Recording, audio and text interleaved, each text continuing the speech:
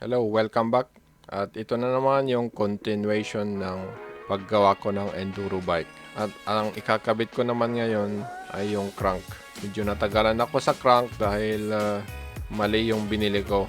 Dahil GXP pala itong bottom bracket ng frame.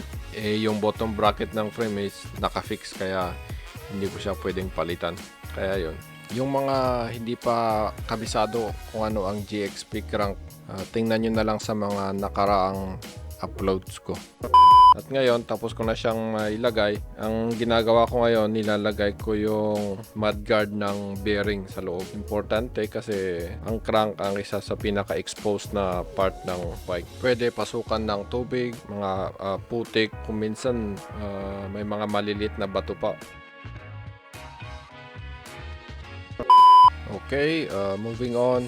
Madali lang naman siyang ikabit. Kailangan mo lang na tools, Allen wrench at vice versa din. Allen wrench lang gagamitin mo ikabit at Allen wrench din ang gagamitin mong pagtanggal. Kasi alam ko yung ibang mga crank, Allen wrench lang gagamitin mo pag isasalpak mo. Pero pag tatanggalin mo na, kailangan mo ng special tool, yung crank puller.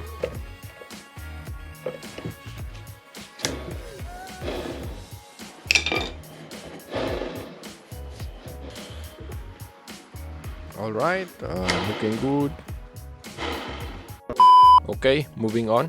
Ikakabit ko naman ngayon yung cassette o kaya sprocket. Cassette ang common na tawag nila dito, hindi sprocket. Sprocket naman sa atin sa Pinas. At ito ay isang 12-speed na cassette at China brand. Maganda naman ang experience ko dito sa brand na ito kaya ito yung binili ko. Ito yung kaya ng bulsa, syempre.